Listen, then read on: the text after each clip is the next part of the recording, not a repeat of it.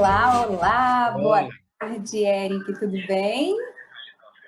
Boa tarde a todos e todas, já podemos começar, tivemos um probleminha técnico aqui, mas pelo visto, problema resolvido, não é isso? Já estamos no ar, bem-vindas e bem-vindos, nós já vamos iniciar a nossa conversa aqui com o camarada Eric Toussaint.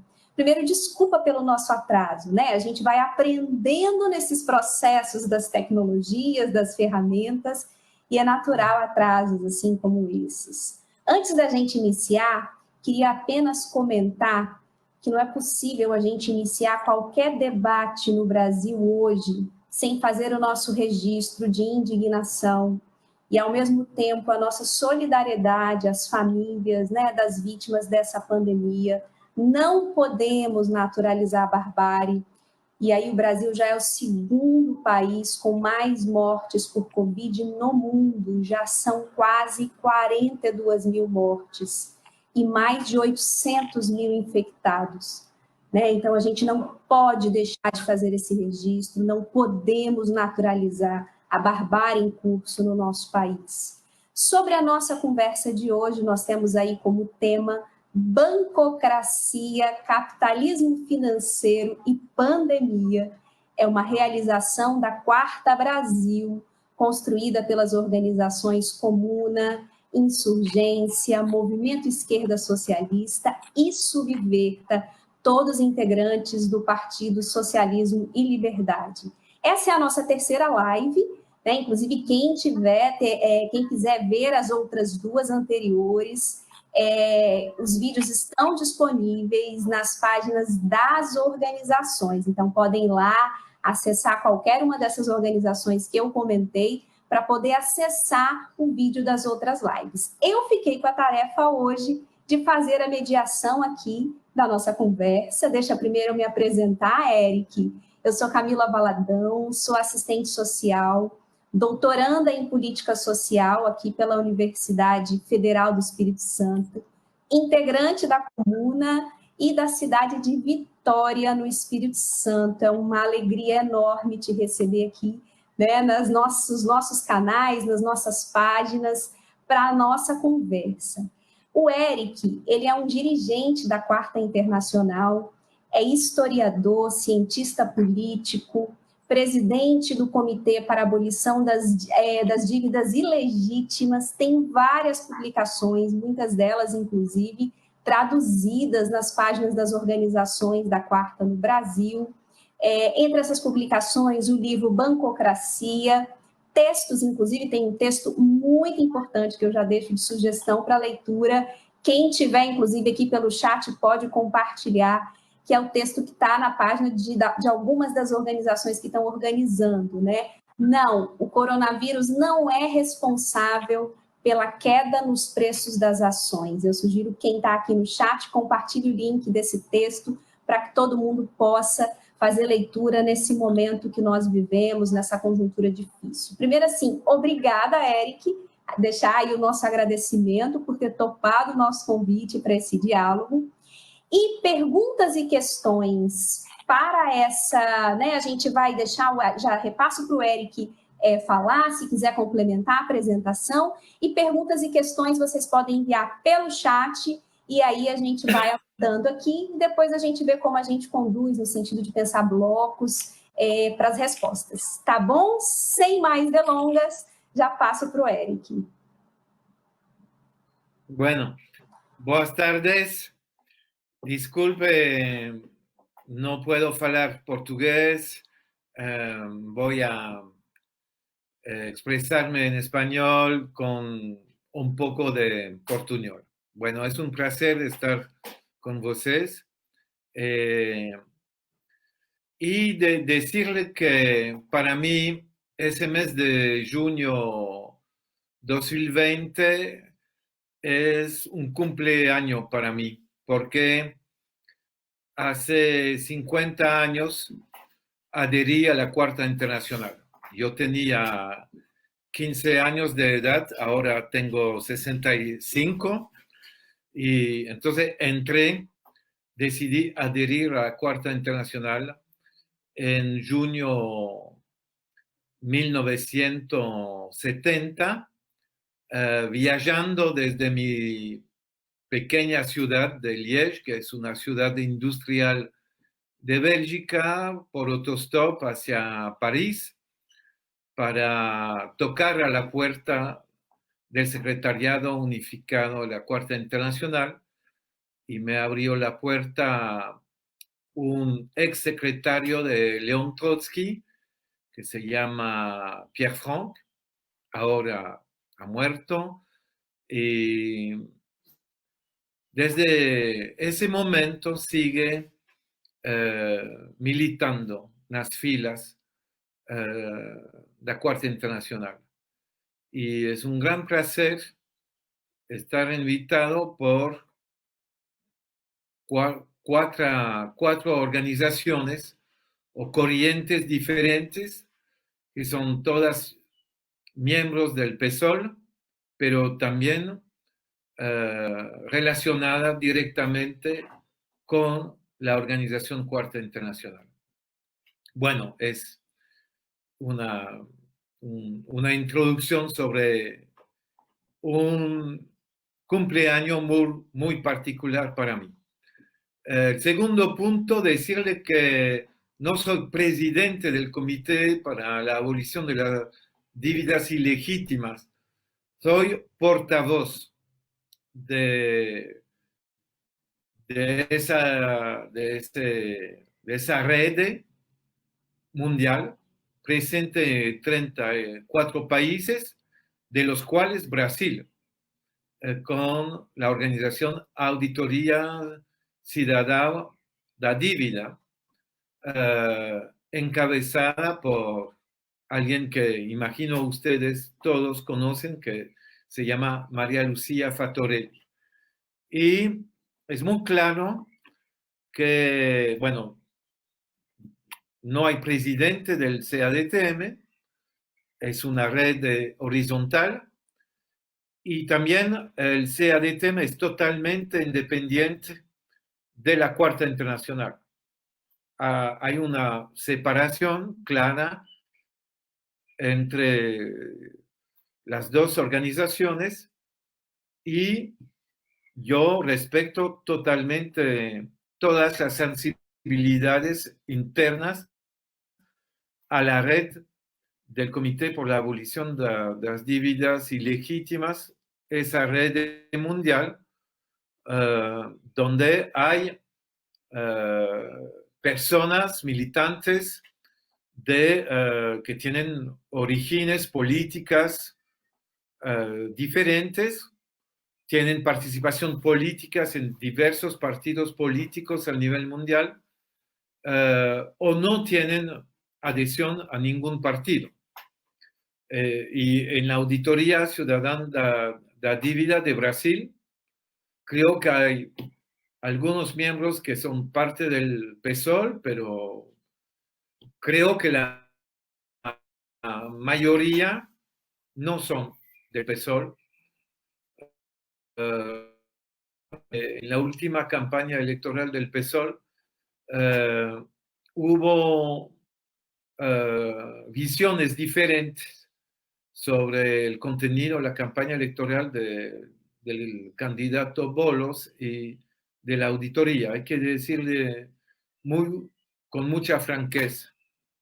Bueno, entonces, hablando de la situación internacional, es claro que lo que está dominando la situación ahora es una crisis sanitaria absolutamente tremenda, que tiene que ver con el sistema capitalista global, porque por supuesto la mercantilización total de las actividades económicas, el dominio de la lógica capitalista tuvo consecuencias en las últimas décadas absolutamente funestas para la humanidad. Y el coronavirus es un síntoma de esa crisis tremenda del sistema capitalista global. Es decir, cuando no se respeta la naturaleza y cuando se mercantiliza todo ligado a las relaciones entre humanos, seres humanos y naturaleza, puede ocurrir lo que está ocurriendo ahora. Pero más allá de esto, la crisis sanitaria mundial, con la cantidad de muertos que tenemos al nivel del planeta, más de 400 miles de muertos, y no sé si ustedes saben, soy belga, en mi país, Bélgica, que es un país de 11 millones de habitantes, hay, según las estadísticas oficiales, más de 9.500 muertos desde el mes de febrero. Es decir, que al nivel de la relación entre población y número de muertos, Bélgica es el primer país afectado por la epidemia del coronavirus, lo que muestra que tanto las economías del norte global como las economías llamadas emergentes como Brasil, o las economías de la periferia alejana, es decir, los países más pobres, más explotados, todos se van a enfrentar a ese desafío sanitario de enfrentar la crisis del coronavirus. Y países del norte, rico, como Bélgica, Italia, España, Francia, tuvieron un número de muertos muy elevado, Gran Bretaña también, porque se destruyó en cierta medida las conquistas sociales respecto al sistema público de salud. Claro, todavía tenemos sistema de salud mejor que países de la periferia, incluso como países como Brasil, pero al mismo tiempo, como estamos totalmente globalizados, Bélgica es la capital, su capital es la capital de la Unión Europea, los intercambios frenéticos globalizados entre todos los continentes. Bélgica es una plataforma donde pasan mercancías, pero también viajeros. Y entonces nos afectó mucho la crisis del coronavirus. Bueno, hablando del aspecto financiero económico, como decía la compañera, afirmo que la crisis económica y, por ejemplo, la crisis de las bolsas de valor, la crisis financiera, viene de mucho más antes que la epidemia, que se inició en China en diciembre, se extendió hacia Europa a partir de febrero y hacia los demás continentes. Ya en 2019 había una crisis en el sector de la producción en Estados Unidos, en Alemania, en China, también en Brasil, en otros BRICS como África del Sur. En realidad, la economía mundial ya en 2019 estaba entrando en una fase en las principales economías, me refiero a Estados Unidos y Alemania e Italia, a una recesión. Y seguía una recesión en varios países emergentes como Brasil, África del Sur, Argentina, por supuesto, y demás países. Una crisis en el sector de la producción ligado a sobreacumulación de capital, sobreproducción, por ejemplo, en el sector automotriz, que es el sector mayor de la economía alemana. Y había las condiciones de una crisis financiera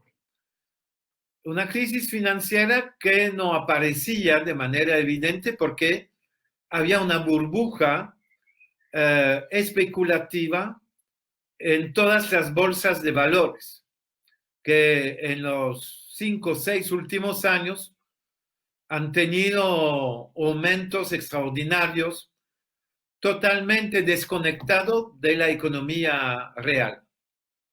Entonces, había una burbuja especulativa en las bolsas. Ya hubo un inicio de explosión de la burbuja en Wall Street en diciembre 2018. La Fed, la Reserva Federal, respondió con inyección masiva de dólares en los bancos en las empresas de Estados Unidos, y entonces las bolsas, la bolsa de Wall Street volvió a tener aparentemente éxito. Hubo otra crisis financiera a partir del septiembre de 2019. Bueno, no voy a entrar en los detalles, solamente para decir que la crisis sanitaria, yo diría, agudiza una crisis económica financiera que ya existía.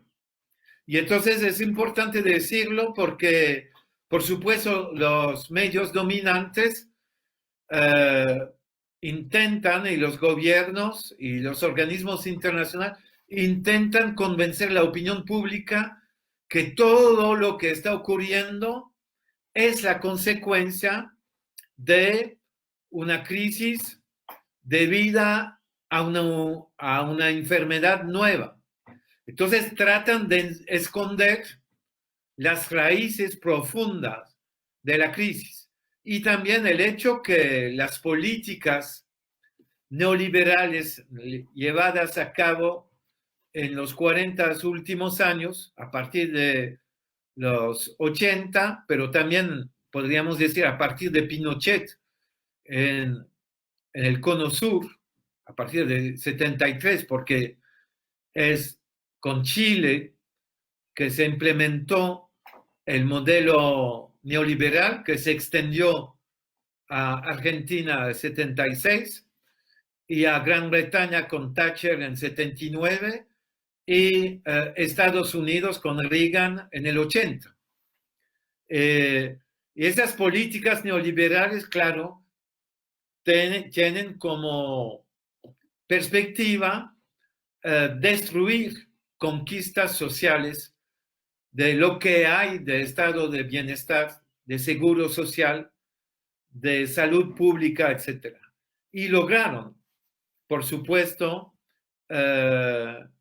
degradar el servicio público de la salud, lo que tiene consecuencias tremendas ahora en esa crisis sanitaria.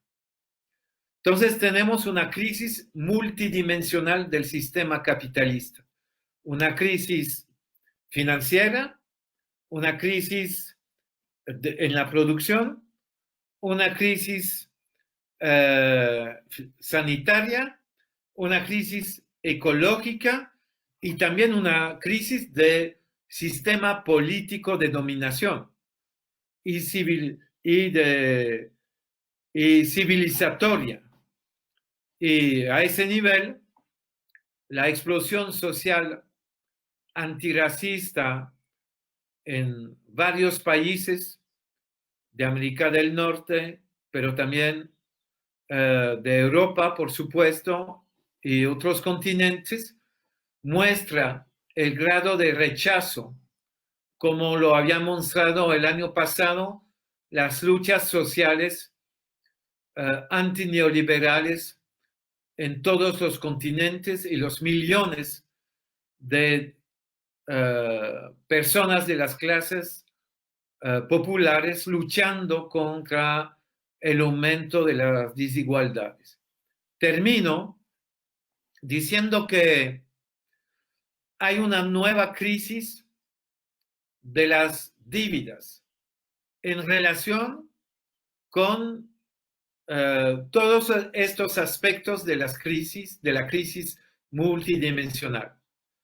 Es decir, los gobiernos, sea el gobierno de Estados Unidos, los gobiernos de Europa, el gobierno de Japón, pero también de Brasil, está aumentando de manera muy fuerte la deuda pública, con el pretexto de salvar la economía global. Y, claro, lo que puede crear alguna confusión es que tienen que otorgar ayudas, es el caso en Brasil, con los 600 reales que son otorgados después de una decisión del Congreso de Brasil para ayudar a los más pobres, que supera la Bolsa Familia, y hay ayudas con indemnización, compensación del paro parcial en Estados Unidos y en Europa.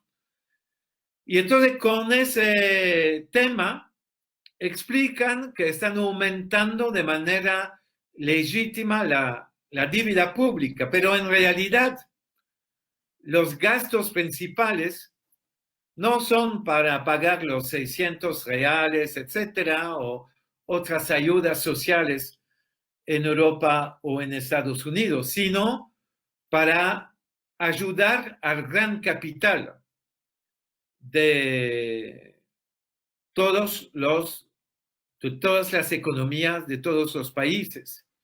Hay una ayuda extraordinaria a las grandes empresas a costo del tesoro público. Está aumentando la deuda pública de manera enorme. Y no quieren hablar de esto por el momento.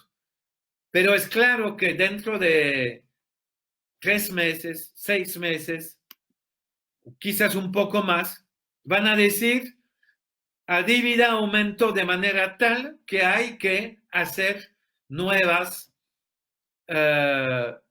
implementar nuevas medidas de austeridad. Por eso, y termino, es fundamental cuestionar la legitimidad de las deudas antiguas, las que ya existen y que han sido acumuladas ya de manera totalmente ilegítima en el caso de Brasil y de otros países. Pero hay también que cuestionar las nuevas dívidas y negarse a pagarlas.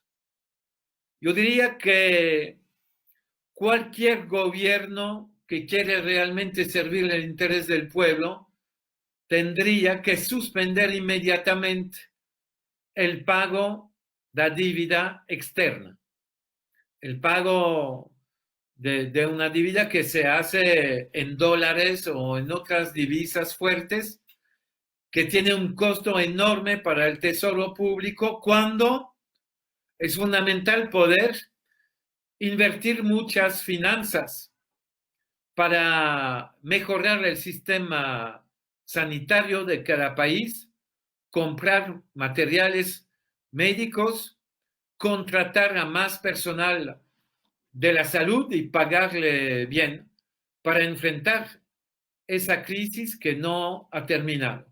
Y también es fundamental una auditoría de la deuda para luego de la suspensión de pago identificar la parte odiosa o ilegítima y repudiarla, es decir, anularla por un acto unilateral. Bueno, veo que hay varias preguntas que no alcanzo a leer en el chat porque tengo que poner mis lentes.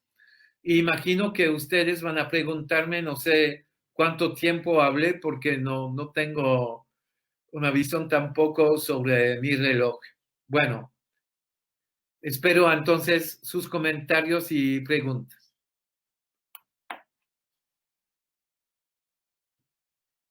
No oigo nada. Si alguien está hablando, no estoy oyendo nada. Me escuta?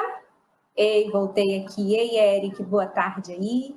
Gente, lembrando que quem quiser enviar questões, perguntas, só enviar aqui pelo chat, que aí eu já coloco para o Eric. É difícil mesmo, Eric, esse movimento de falar, acompanhar o que está no chat é praticamente impossível.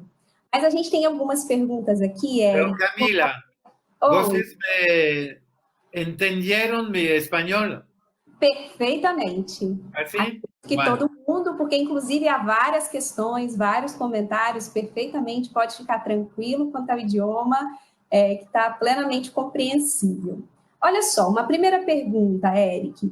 O livro Bancocracia, que inclusive é o tema da nossa live aqui também, foi escrito em 2014. De lá para cá, 6 anos, né? Na sua avaliação, qual a evolução da situação e dos acontecimentos mais importantes de 2014 para cá que você acha que vale ser registrado?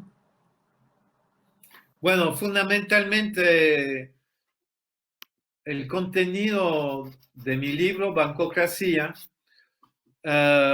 sigue totalmente válido. Yo lo digo porque, claro, sé lo que hay en el libro y sé si yo habría constatado cosas que no son confirmadas, yo lo diría porque es totalmente normal como autor reconocer errores de pronósticos o de diagnósticos. Lo que ocurrió es que lo que describí en el libro, es decir, el aumento del poder de los grandes bancos, el aumento de la concentración bancaria, que es un fenómeno que ya era analizado por Lenin, Bukharin, otros autores, como características del capitalismo, es decir, aumento de la concentración en pocas manos, en oligopolios, es decir, pocos corporaciones, empresas, firmas controlan cada sector de la economía. Y a nivel bancario son como, yo diría, 30, 40 bancos que dominan la economía financiera mundial, de las cuales, por ejemplo, Santander, que tiene actividad en Brasil, en varios países de América Latina y saca muchos beneficios. Y en cada país, por supuesto, hay otros bancos que dominan. Segundo, entonces aumento la concentración bancaria.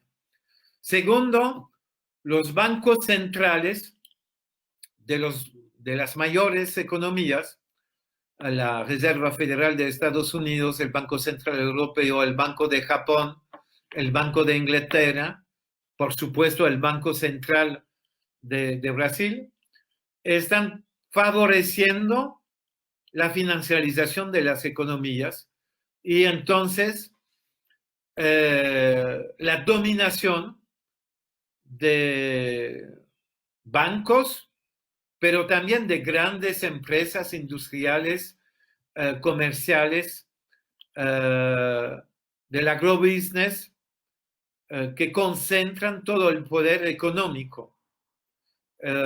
También decir que una característica de la financiarización de la economía es que no se puede hacer una distinción total entre el capital financiero y el capital industrial. Ahora hay una mixtura de todo. Grandes empresas industriales están en negocios financieros. Se llaman Apple, que, claro, produce iPhones o computadoras, pero la mayor actividad actual es al nivel financiero. Pero también es la automotriz Renault, también es General Motors, petroquímicas, están también muy activas al nivel financiero. Y grupos financieros de inversionistas como BlackRock tienen un poder muy importante. Ustedes lembrarán que en la crisis previa se estaba denunciando como un actor que tenía demasiada influencia, se denunciaba a Goldman Sachs, el Banco de Estados Unidos, uno de los principales bancos de Estados Unidos. Pero ahora superó a Goldman Sachs BlackRock. BlackRock es el mayor accionista de las principales firmas del petróleo, de la banca, de la metalurgia, de los sectores fundamentales de la economía mundial. Bueno, ya.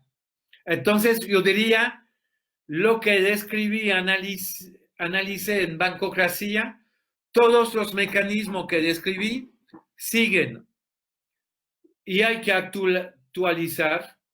Y yo estoy con artículos actualizando el libro y quizás un día futuro habrá una nueva versión del libro Bancocracia, pero mientras tanto el contenido fundamental sigue correcto.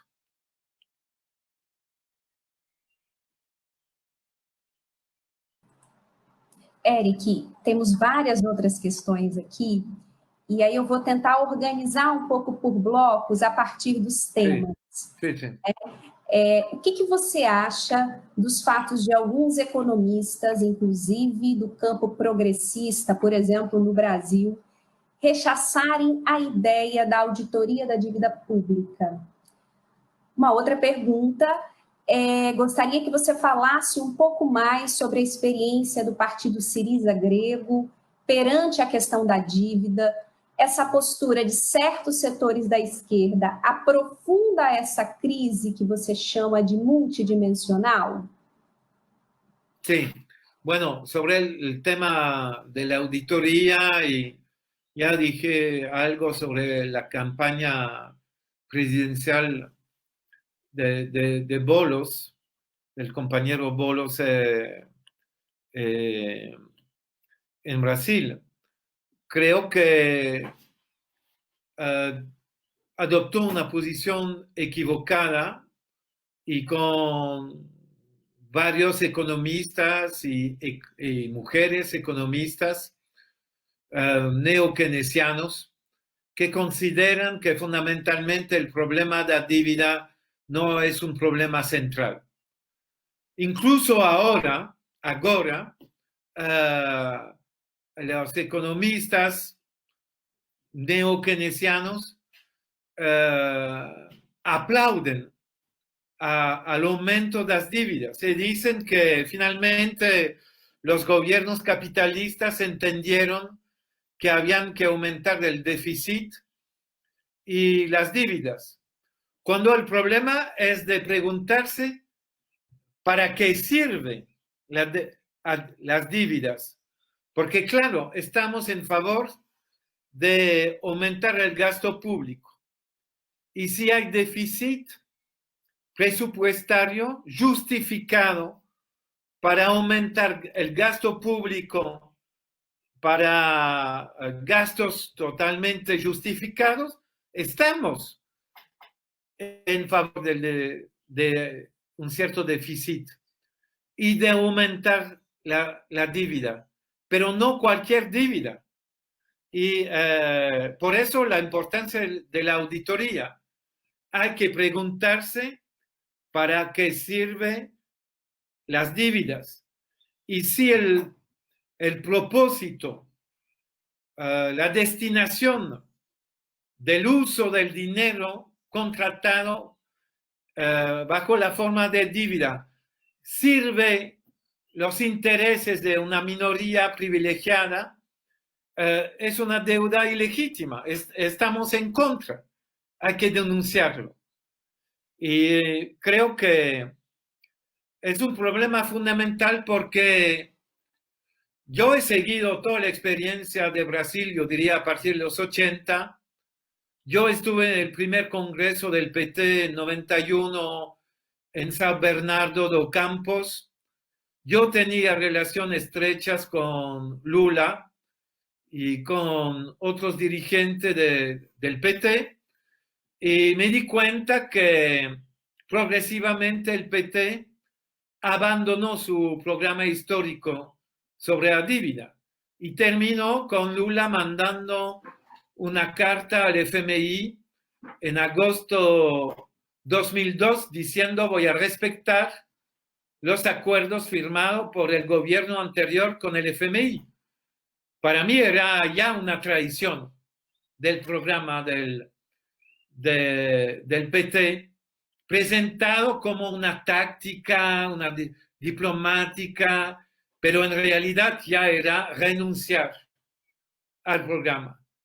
Y claro, me pregunté mucho, generó muchas inquietudes la última campaña del PSOL, porque pienso que en otras campañas, en el programa de fundación del PSOL, hay una posición totalmente clara en favor del repudio de las deudas ilegítimas y de la auditoría. Y ese programa histórico del PSOL me parece una referencia que hay que realmente implementar en la práctica. Bueno, había otra pregunta y ya me olvidé porque respondí a la primera. ¿Cuál era la segunda? A outra pergunta era se você poderia falar um pouco mais sobre a experiência do partido Syriza Ah, Grey sí, claro. perante a Porque questão tiene que ver, por dívida. supuesto, tiene que ver con lo que acabo de decir de Lula.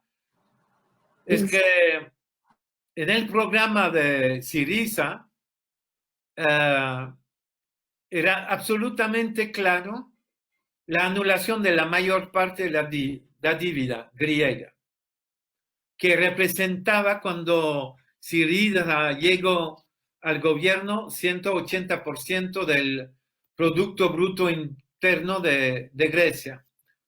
Y también en el programa de Syriza había la necesidad de una auditoría con participación ciudadana y se decía que durante la realización de la auditoría, el gobierno de Syriza, si Syriza llegaba al gobierno, el gobierno iba a suspender totalmente el pago de dívida durante la realización de auditoría.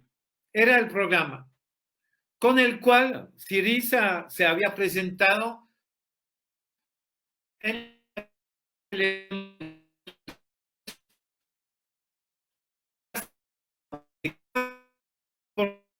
2009, 26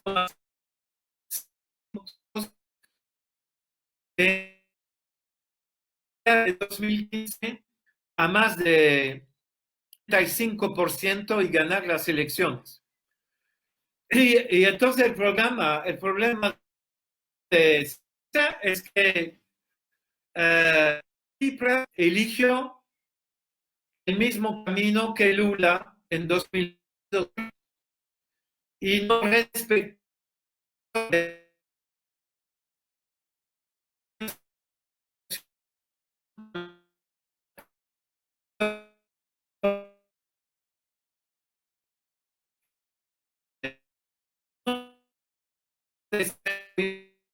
sobre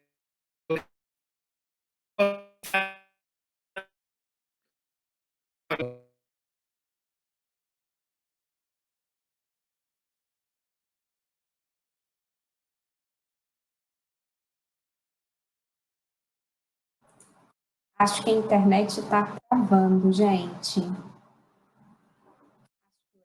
Caiu. Acho que ele caiu. Acho que o Eric caiu, gente. Vamos tentar fazer com que ele entre novamente. Enquanto isso, vou lendo aqui os comentários. Quantas questões, quantas saudações. Os camaradas do México saudando, viva a quarta, viva Sebastião, Raquel, Wanda, quantos camaradas saudando aqui. As companheiras do México, boa tarde. E temos aqui algumas questões, quem ainda não enviou, ainda dá tempo de enviar. O camarada caiu aqui a internet, mas a gente já está tentando para que ele reconecte. Para quem não leu ainda o texto do Eric que eu comentei no início da nossa live, é um texto urgente, necessário. Olá, Eric. Sí. Retornou? Tudo bem aí? Sí, sí, sí.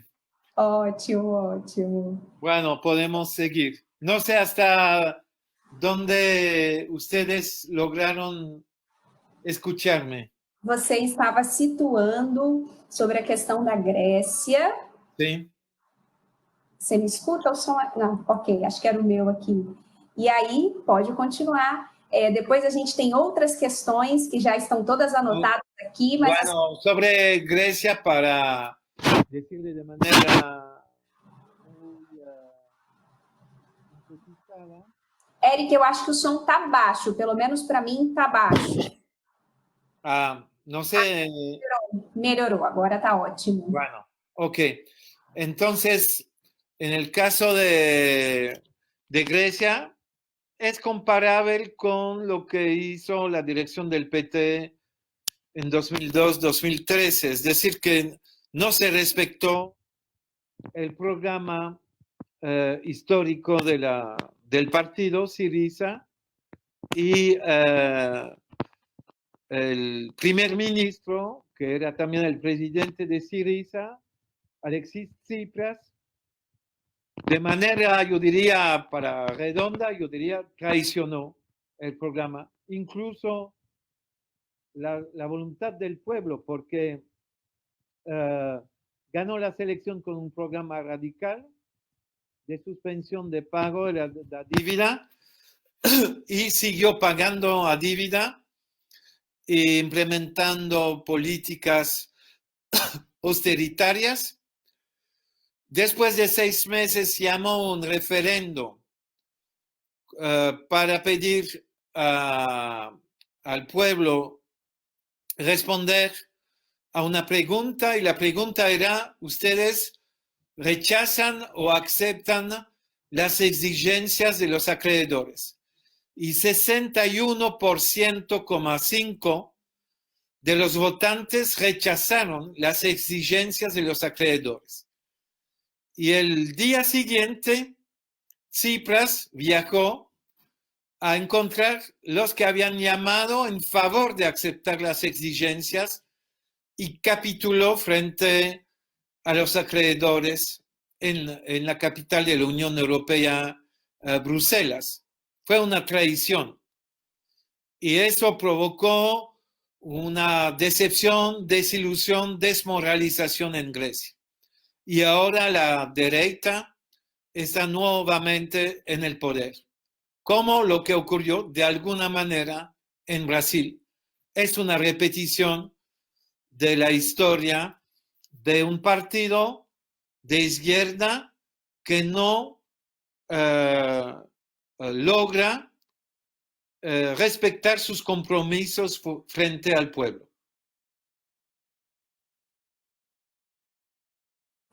Bom, já que estamos falando aí de temas polêmicos, inclusive dentro da esquerda, dentro dos ditos setores progressistas, há uma pergunta aqui sobre o que você acha das propostas econômicas dessa nova internacional progressista criada por Thomas Piketty, Noam Chomsky e outros. Bueno, No, esa internacional progresista, yo diría, bueno, responde a una necesidad. Es importante crear un nuevo movimiento internacional. La Cuarta Internacional está dispuesta a participar de la creación de un nuevo proyecto internacional, si realmente ese nuevo proyecto sirve las luchas de los pueblos. Y analizando la nueva internacional, es claro que no es el caso. Es decir, es algo que parece no solamente bien intencionado, pero bastante radical, porque aparecen personas como Bernie Sanders, Naomi Klein, Chomsky, Arundhati Roy en la India, Varoufakis, pero en realidad es una creación desde arriba, más bien del equipo de Yanis Varoufakis, el ex ministro de Finanzas de Grecia. Y él realizó como un casting. Un casting es cuando un director de una película busca los buenos actores para la película que quiere hacer. Y Varoufakis quería una película de internacional progresista, pero si ustedes analizan, se informan, verán que Bernie Sanders no hace parte activamente, y tampoco Alexandria Cortés y Naomi Klein, Chomsky no hacen promoción de esa internacional progresista. Es posible que aceptaron ser parte, pero es más bien una obra de comunicación pública que no tiene bases sociales reales. Y el programa es muy confuso. Claro, sí había una base social real y sí gente, por ejemplo, de la izquierda radical de Estados Unidos, incluyendo a Bernie Sanders y Alexandria Cortés, estuvieran activamente parte, habría que relacionarse con esa internacional progresista. Pero en las circunstancias actuales no creo que vale la pena. Se comunicaron conmigo y me pidieron adherir a la internacional progresista y decidí no adherir por las razones que acabo de mencionar. Pero no quiere decir que como Cuarta adoptamos una posición sectaria. Si en el futuro haya una posibilidad de juntar fuerzas al nivel mundial que representaría realmente un progreso en la reunión de fuerzas radicales, anticapitalistas, ecologistas, feministas, ecosocialistas, por supuesto estuviéramos dispuestos a brindar un apoyo. Podríamos seguir con nuestra organización, pero apoyando un proceso más amplio. Y si se puede ir más allá, se podría hacer en una segunda o tercera etapa, porque estoy convencido que necesitamos lanzar un nuevo movimiento mundial juntando movimientos sociales y organizaciones políticas, quebrando los muros, las paredes que separan partidos políticos y movimientos sociales, porque los movimientos sociales pueden también elaborar programas, no solamente pueden avanzar reivindicaciones, pueden tener toda una visión de conjunto de lo que hay que cambiar en la sociedad y juntar sus fuerzas con partidos políticos. Eric, temos aqui mais duas questões, vou fazer essas duas, depois temos mais duas, e aí, gente, informar que para questões nós já vamos encerrar, porque senão a gente vai ficar nessa conversa até amanhã, obviamente que seria bom, porque o tema é muito importante, mas a gente tem um teto também, então a gente já encerrou para as questões, tá? E, Eric, quero registrar também a presença, assistindo a nossa conversa de camaradas de várias regiões do Brasil, tem gente do Ceará, do Rio Grande do Sul, do Espírito Santo, do Rio de Janeiro, de São Paulo, de Minas Gerais, né? Então, que bom que essa conversa está chegando aí nos 4 cantos do país, tá bom? E aí, assim, duas questões, então. A crise que vivemos, acentuada pela Covid-19, pode ser considerada uma crise terminal do neoliberalismo? Se sim, o que pode vir depois? Uma alternativa à esquerda ou uma forma de regime ainda mais autoritário? Entendendo essas questões também, o que você pensa sobre alternativas que recuperam modelos, por exemplo, keynesianos, reformistas, que recuperam essa ideia de bem-estar que tem sido muito falado nesse momento de crise? E quais os limites dessas propostas?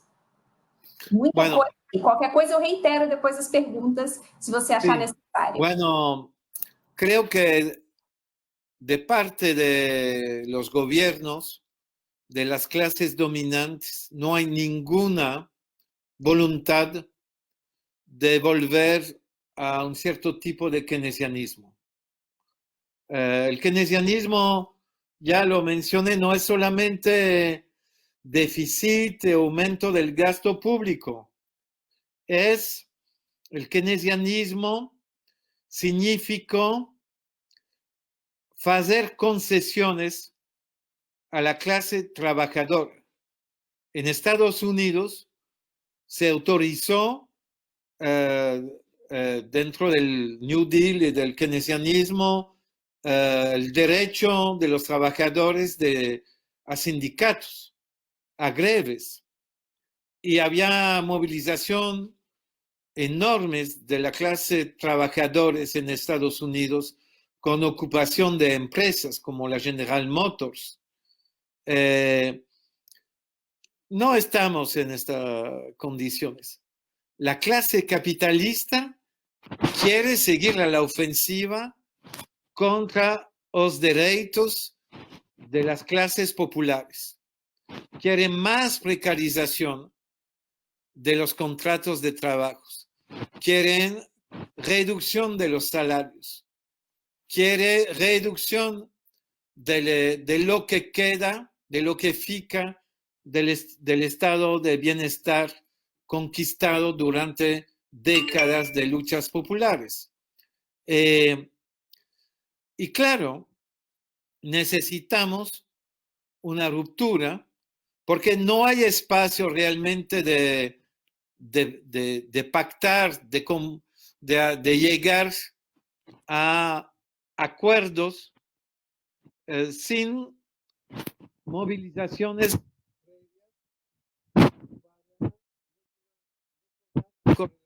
fuerzas frente a las clases dominantes, imponerlos concesiones de parte de ellos o derrotas de ellos frente a las clases populares. Entonces, toda nuestra energía tiene que ser dirigida a fortalecer la resistencia,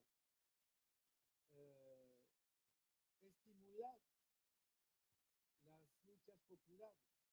explicar que no se puede esperar los brazos cruzados esperando la benevolencia de parte É que eu acho que seu som tá baixo.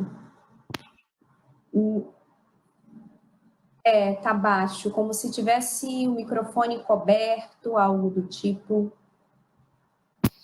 No sé, porque no, aquí no hubo ningún cambio.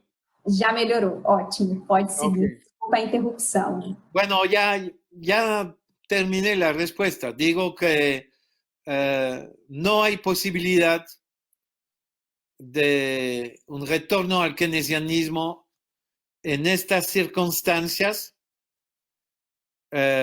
y se necesitan aumentar las luchas populares en todas sus formas. Luchas de camponeses, luchas de mujeres, de los grupos diferentes sometidos al racismo, de la juventud, del movimiento sindical, de los partidos políticos. Todos tenemos que movilizarnos y la lucha no va a ser fácil para derrotar a la ofensiva de las clases dominantes. Sem dúvida, né? Temos uma tarefa árdua pela frente. Na sua opinião, é possível que futuramente as dívidas que foram contraídas por países periféricos, né, para pagar equipamentos, medicamentos para o tratamento da Covid, sejam consideradas dívidas odiosas, já que foram dívidas contraídas para garantir as condições, né, para conter o contágio e mitigar as mortes da população? No, es claro que dívidas contratadas realmente en favor del interés general de la población pueden ser consideradas como legítimas. Lo que afirmé es que la mayoría de las dívidas contratadas ahora, bajo el pretexto de luchar contra la crisis sanitarias, en realidad sirven otra vez los intereses de las clases dominantes. Y esa parte tenemos que cuestionarla y delegitimarla frente a la opinión pública.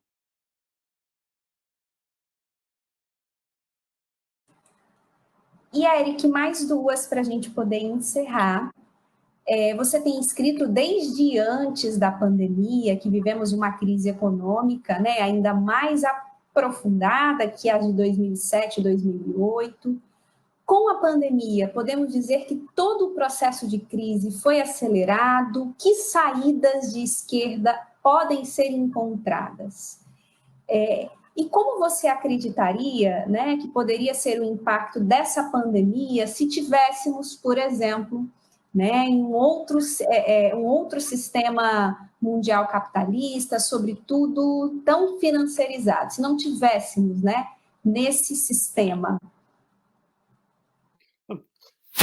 Pienso que estamos en una crisis multidimensional de tal magnitud que se necesita una estrategia de ruptura, una estrategia anticapitalista, revolucionaria, feminista, internacionalista,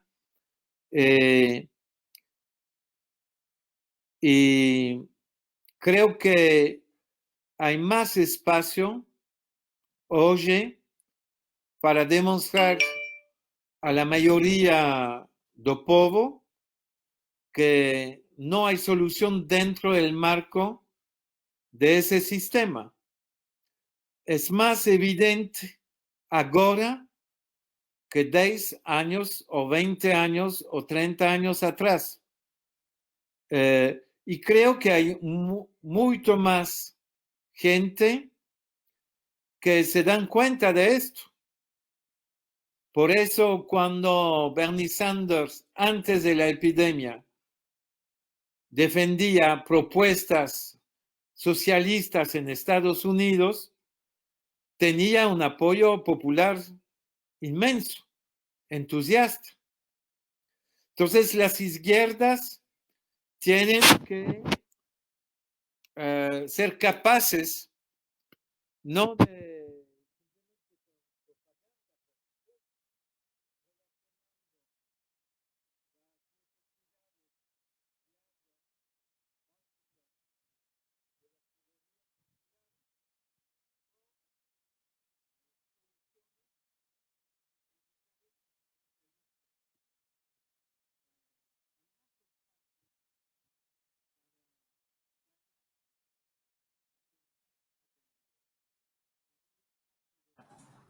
E Eric, o som está baixo de novo. Não, Eric, não te escutamos. Está mudo.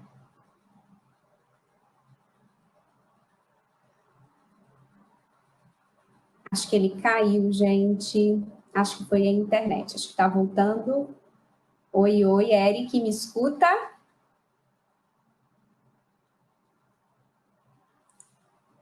Nós que não te escutamos.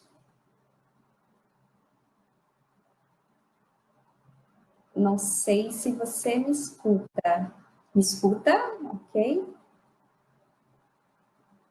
Não, o som não está saindo, gente. Não consigo escutar. Acredito que não seja só eu.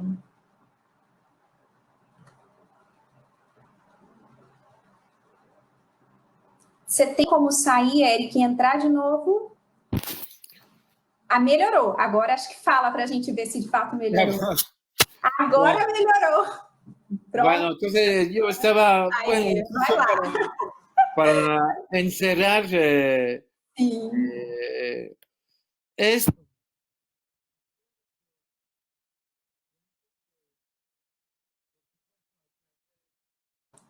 Já não te escuto de novo. Tá difícil, né? Ei. Ei, ei, ei.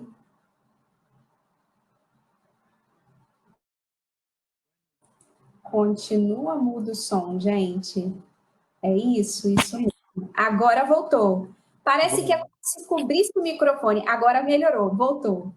Bueno, pero no es de mi lado, debe ser del lado de ustedes, del lado de su parte del océano Atlántico.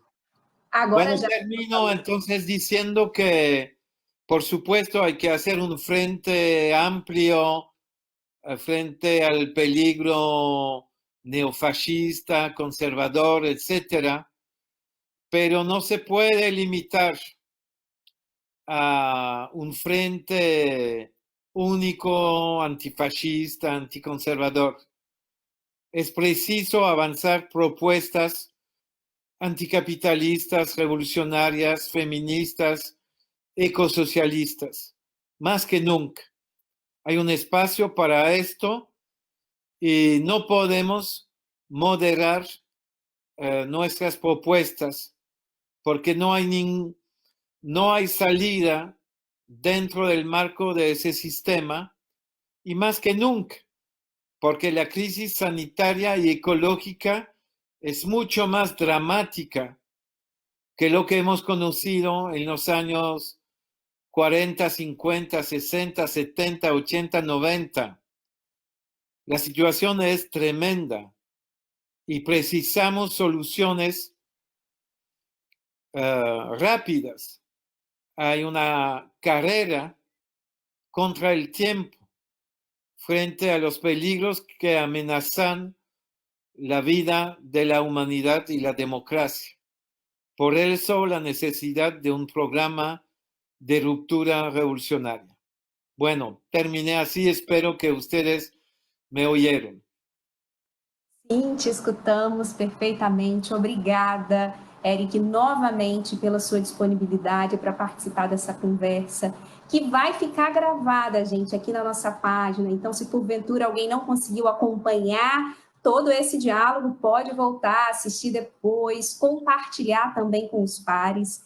Quero pedir desculpa também por essas falhas tecnológicas, né? A falha do início da live, depois esses problemas de som, isso acontece. E quero convidar a todos e todas que estão aqui conosco para somar as lutas das organizações da Quarta no Brasil, né, que eu já mencionei no início, Comuna, Insurgência, Subverta, MEIS, para somar a luta socialista, como o Eric apontou nesse final, é necessário construir uma outra alternativa. E quero convidar também vocês para participar dos outros debates, né? Como nós mencionamos no início, esse é o terceiro, mas ainda há uma agenda de debates. Está previsto a gente discutir temas como feminismo, levante mundial antifascista, entre outros temas extremamente relevantes para essa conjuntura. Eric, obrigada, um abraço.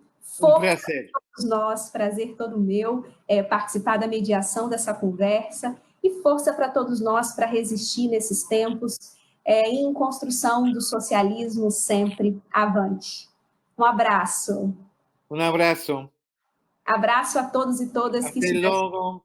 Até breve, na luta sempre. Um abraço, gente. Tchau.